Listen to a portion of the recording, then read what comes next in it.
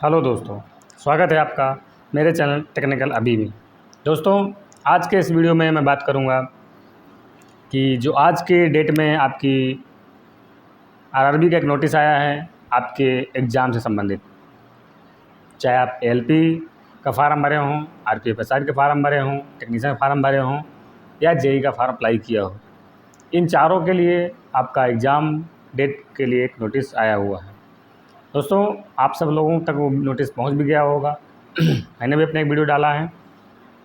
मैं उस समय अपनी ड्यूटी पे था, वहाँ से आपको लिए वीडियो अपलोड किया हूँ। शायद वो आप लोगों तक पहुँच गया होगा। दोस्तों, मैं इस वीडियो में फिर थोड़ी सी उसी टॉपिक को लेकर चर्चा करूँगा और एक सबसे महत्वपूर्ण बात को लेकर चर्चा करेंगे दोस्तों, कि ये जो डेट आई है अब इस डेट को देखते हुए जो पुराने कैंडिडेट्स हैं, जो पहले प्रिपरेशन कर रहे हैं, उनको क्या करना चाहिए, अब वो क्या कर सकते हैं, अब उनको अपनी प्रिपरेशन को कैसे करना है, और जो नए कैंडिडेट्स हैं जो अभी फार्म अप्लाई कर रहे हैं, खासकर जो केवल टेक्नीशियन फार्म अप्लाई कर रहे हैं, उनको क्या करना चाहिए, अपनी तैयारी को कैसे करना चाहिए, जिससे आपको कम समय में आपका सिलेबस कंप्लीट हो जाए। दोस्तों, इन्हीं कुछ टॉपिक को लेकर मैं आज चर्चा करूँगा।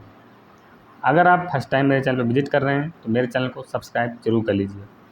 और दोस्तों, जितने भी आईटीआई स्टूडेंट हैं आपसे जुड़े हुए, चाहे वो किसी ग्रुप में जुड़े हों, सभी तक वीडियो शेयर ज़रूर कर दिया करिए। चलिए दोस्तों, बात करते हैं। दोस्तों, सबसे पहले बात करूं, मैं आईटीआई कैंडिडेट्स के लिए विशेष बात करता हूं। इसमें जितने भी एएलपी और टेक्नीशियन, ऐसे कैंडिडेट जो एएलपी और टेक्नीशियन दोनों फार्म अप्लाई किए हैं, उन लोगों को पहले बात करूँगा कि उन लोगों को क्या करना चाहिए जो दोनों फार्म अप्लाई कर रखे हैं। चाहे वो एएलपी का फार्म पहले अप्लाई किया हो और टेक्नीशियन का फार्म अभी अप्लाई कर रहे हैं या पहले कर चुके हैं, केवल अपना जोन चेंज कर रहे हैं और पोस्ट प्रेफरेंस चेंज कर रहे हैं, उनको अभी क्या करना चाहिए। दोस्तों, आप लोग जो एएलपी का फार्म बहुत पहले आपका आया हुआ था, आप लोग उसको अप्लाई किया, आप लोग प्रिपरेशन में लगे हुए थे। लगभग 80-85% कैंडिडेट ऐसे हैं जिनका एएलपी का सिलेबस लगभग कंप्लीट हो चुका होगा, क्योंकि एएलपी के फार्म बहुत पहले आए हुए थे। टेक्नीशियन फार्म भी बहुत पहले आया है, लेकिन कुछ पोस्टें बढ़ने की वजह से अभी कुछ नए कैंडिडेट्स टेक्नीशियन में आ रहे हैं, उनकी अलग बात करेंगे। पहले बात करेंगे एएलपी की बात। एएलपी में दोस्तों, जितने भी कैंडिडेट्स एएलपी का फार्म अप्लाई किए हैं, चाहे वो आईटीआई वाले हों, चाहे वो डिप्लोमा वाले हों, चाहे बीटेक वाले हों, सभी कैंडिडेट, क्योंकि सभी लोग एएलपी के लिए वैलिड हैं, एलिजिबल हैं, इसलिए सभी के लिए। दोस्तों, आप लोगों की जो प्रिपरेशन है वो प्रिपरेशन 80-85% कंप्लीट हो चुकी होगी। जिन कैंडिडेट्स की 85+ प्रिपरेशन कंप्लीट हो चुकी है, उन लोगों को अब केवल और केवल प्रैक्टिस से हल करना चाहिए, क्योंकि अब वो टाइम है कि इस टाइम पे आपको आपका टाइम वेस्ट नहीं करना चाहिए। क्योंकि आपका एग्ज़ाम डेट, आपको पता है कि एएलपी की एग्ज़ाम डेट 26 नवंबर, यानी 26 नवंबर से 29 नवंबर के बीच में आपके एग्ज़ाम होने हैं। दोस्तों, ये जो डेट है, क्योंकि अभी अगर आज की डेट बात करें तो आज 7 अक्टूबर है और आपका 26 अक्टूबर से आपका एग्ज़ाम स्टार्ट हो 26 नवंबर से आपका एग्ज़ाम स्टार्ट हो जाएगा। तो इस डेट को देखते हुए अगर आपका सिलेबस 85% कंप्लीट हो चुका है या उससे ज़्यादा कंप्लीट हो गया है, तो आपको सिर्फ़ और सिर्फ अपने प्रैक्टिस सेट पर ध्यान देना चाहिए, चाहे आप ऑफलाइन प्रैक्टिस कर रहे हों, चाहे आप ऑनलाइन प्रैक्टिस कर रहे हों। दोस्तों, और एक चीज़, जो भी कैंडिडेट्स प्रैक्टिस सेट कर रहे हैं, अगर आप डे में एक प्रैक्टिस कर रहे हैं, अगर आपने एक दिन में एक प्रैक्टिस सेट किया है या कर रहे हैं, तो आप कम से कम 2 प्रैक्टिस सेट करिए। अगर आप एक ऑनलाइन कर रहे हैं और एक ऑफ़लाइन कर रहे हैं, तो आप एक ऑनलाइन करिए, साथ में ऑफ़लाइन प्रैक्टिस सेट कम से कम 2 प्रैक्टिस सेट करिए। उससे आपका जो आपकी प्रिपरेशन है बहुत ज़्यादा बूस्ट हो जाएगी और आपकी जो प्रैक्टिस है वो बहुत अच्छी हो जाएगी, क्योंकि आपके पास अभी 1.5 महीने का लगभग टाइम है। इस टाइम पे आप अपनी जो प्रिपरेशन है या जो अपनी प्रैक्टिस है उसको अच्छे से बूस्ट कर सकते हैं। तो जितने भी पुराने कैंडिडेट्स हैं जो पहले प्रिपरेशन कर रहे हैं उनका अच्छे सिलेबस तैयार हो चुका है। आप लोग सिर्फ और सिर्फ प्रैक्टिस सेट करिए, प्रैक्टिस सेट करिए। उस प्रैक्टिस सेट में जो भी प्रॉब्लम्स आपको आ रही हैं उन प्रॉब्लम्स को सॉर्ट आउट करने की कोशिश करिए। और दूसरी बात, आप लोग जो 2018 में जो टेक्नीशियन के एएलपी टेक्नीशियन के जितने भी एग्ज़ाम हुए हैं, जितने भी पेपर ऑनलाइन आपको मिल सकें, एएलपी टेक्नीशियन यहाँ तक कि ग्रुप डी के एग्ज़ाम, जितने भी पेपर अभी तक हुए हैं रेलवे में, वो सारे पेपर आप एक बार ज़रूर हल करिए।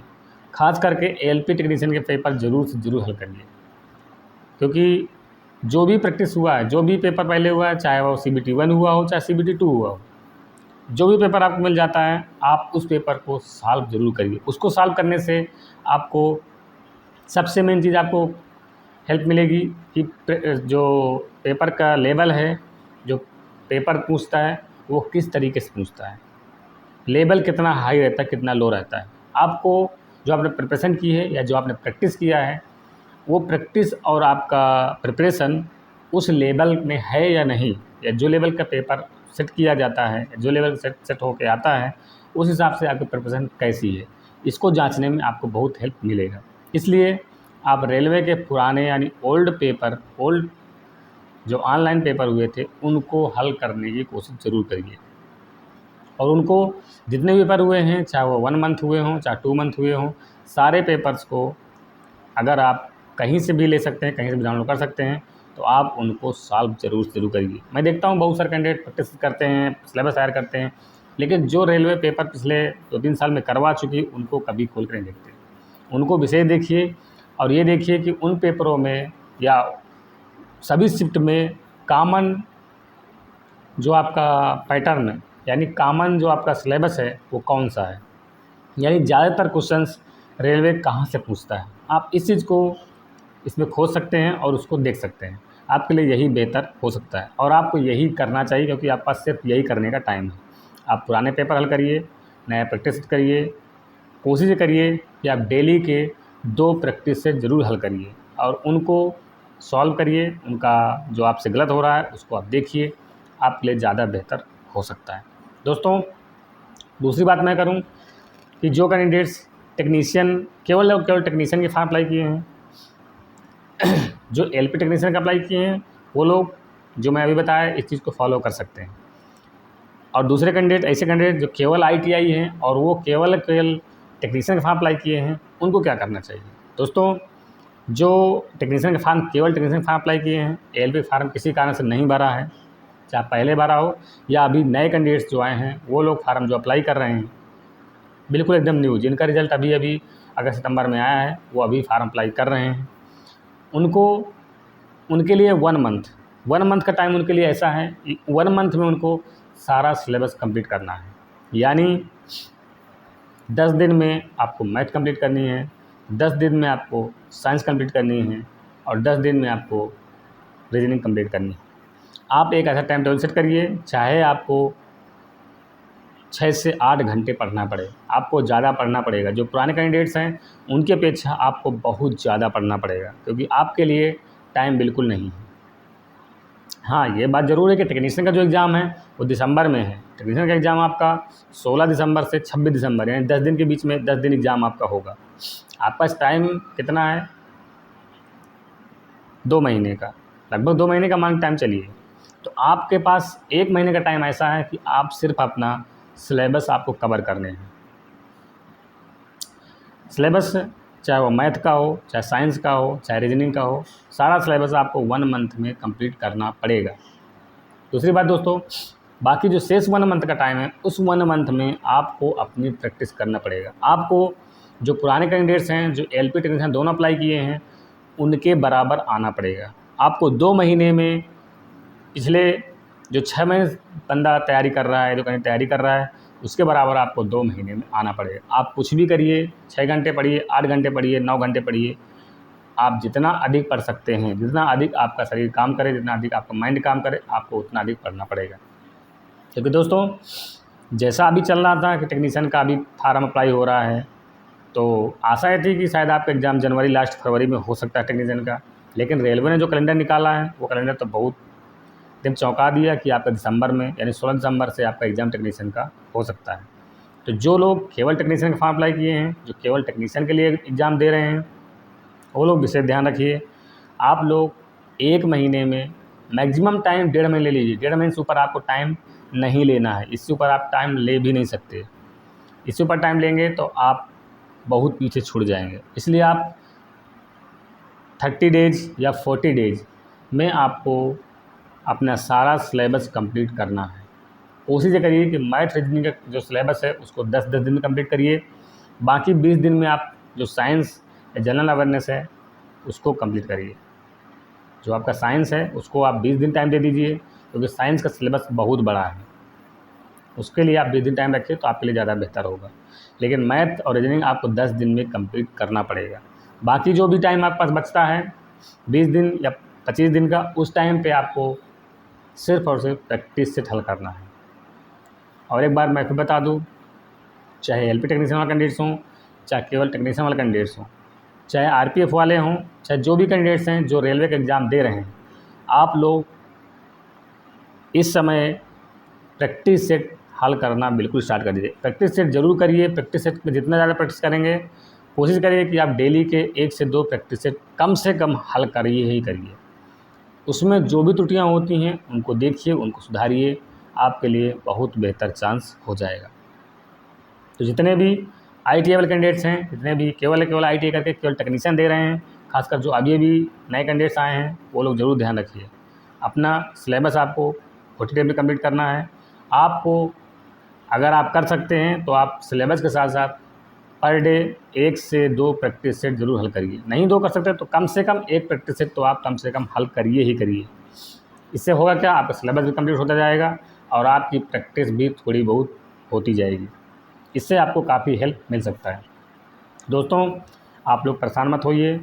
जो नए कैंडिडेट्स हैं, जिन्होंने टेक्नीशियन अभी अप्लाई कर रहे हैं या जो अप्लाई कर दिए हैं या जो सोच रहे हैं, सभी लोग आप टेक्नीशियन का फॉर्म अप्लाई कर दीजिए। आप जिस भी ट्रेड से आईटीआई किए हों, फॉर्म अप्लाई कर दीजिए। ज़्यादा सोचिए नहीं। हाँ, किसी को कोई ज़्यादा प्रॉब्लम हो रही है, चाहे पोस्ट संबंधित चुनने में हो, चाहे जोन चुनने में हो, कोई दिक्कत है आप कमेंट करिए। मैं कोशिश करूँगा कि आपको बहुत जल्द आपका सलूशन दे सकूं और आप जल्दी से जल्दी फार्म अप्लाई कर पाएँ। फार्म अप्लाई करके आप टाइम वेस्ट बिल्कुल मत करिए। फार्म अप्लाई कर दीजिए, उसके बाद अपना प्रिपरेशन पे लग जाइए, क्योंकि आपके लिए टाइम, केवल टेक्नीशियन वालों के लिए टाइम सिर्फ 2 महीने का है। जो एलपी वाले हैं उनके लिए टाइम मुश्किल से 40 डेज़ का है। 30 डेज़ तो आप मान लीजिए, 40 डेज़ मान लीजिए, लगभग 30-40 डेज़ आपके लिए फार टाइम है आपके पास। इस टाइम पे आपको अपनी जितनी भी प्रिपरेशन आपने अभी तक किया है या जो भी आप पहले प्रिपरेशन करते आ रहे हैं, जो भी आपका नॉलेज है, उस सारे नॉलेज को प्रिपेयर करने का टाइम है। यही टाइम होता है। इस टाइम पे आप, तो बहुत सारे कैंडिडेट्स हैं परेशान होते हैं, हमारा एग्ज़ाम कब होगा, रेलवे एग्ज़ाम नहीं करवा रहा, एग्ज़ाम नहीं करवा। तो आप इस चीज़ को ध्यान रखिए कि रेलवे ने आपको एक टाइमलाइन दे दिया है। इस टाइमलाइन के अंतर्गत आपको अपना सारा सिलेबस कंप्लीट करना है। उस सिलेबस में आपका मैथ भी शामिल है, रीजनिंग भी शामिल है, करंट अफेयर और साइंस भी शामिल है। वो सारा कंप्लीट करने के बाद आपको अपनी जो प्रिपरेशन है यानी जो प्रैक्टिस है उसको भी बूस्ट करना ही करना है। इस चीज़ को ध्यान रख के और इस तरीके से अपना टाइम टेबल सेट करिए कि आपका सारा सिलेबस तैयार हो जाए, आपकी प्रिपरेशन भी अच्छी हो जाए और आप अच्छे से प्रैक्टिस भी हल कर पाएँ। क्योंकि दोस्तों, ये टाइम ज़्यादा टाइम नहीं है, 2 महीने टाइम आपका समझ नहीं आएगा कब टाइम आया कब निकल गया। जितने भी आईटीआई कैंडिडेट्स हैं, मैं विशेष बता दूं, जितने भी आईटीआई कैंडिडेट्स हैं, आप लोग विशेष ध्यान रखिए, क्योंकि जो एलपी अप्लाई किए हैं उन लोगों का कंपटीशन बीटेक और पॉलीटेक्निक वालों कैंडिडेट्स के साथ है। अपना आप 100% देने की कोशिश करिए, क्योंकि आपका कंपटीशन जो एलपी के अप्लाई किए हैं उनका कंपटीशन पॉलीटेक्निक और बीटेक के साथ है। इसलिए आप थोड़ी सी भी लापरवाही मत करिए। जो केवल टेक्नीशियन अप्लाई किए हैं उन लोगों को, केवल आईटीआई वाले हैं, फिर भी आपको एक पोस्ट लेनी है, क्योंकि वैकेंसी ठीक ठाक है। इसलिए आप अपनी प्रिपरेशन को अच्छा से अच्छा करिए। किसी चीज़ में कोई प्रॉब्लम है, कहीं पर आपको दिक्कत हो रही है प्रिपरेशन करने में, किसी चीज़ में कोई प्रॉब्लम है, आप हमें कमेंट करिए। मैं कोशिश करूँगा कि आपको जो आपकी प्रॉब्लम है उस संबंधित जो भी जानकारी मेरे पास है या कहीं से मुझे मिल सकती है वो आप तक ज़रूर पहुँचाऊँगा, जिससे आपको जो आपकी प्रॉब्लम से आपको जो आपकी प्रॉब्लम है उससे आप बच पाएँ और आप सही दिशा में सही तैयारी कर पाएँ। दोस्तों, आशा करता हूँ आपको वीडियो पसंद आएगा। इस तरह कोई क्वेरी है आप मुझे कमेंट करिए और हाँ, वीडियो को शेयर ज़रूर कर दिया करिए, सभी लोगों तक शेयर कर दीजिए और सब्सक्राइब कर लीजिए। चलिए दोस्तों, मिलते हैं अगले वीडियो में अगले आपके नए टॉपिक के साथ। तब तक के लिए जय हिंद।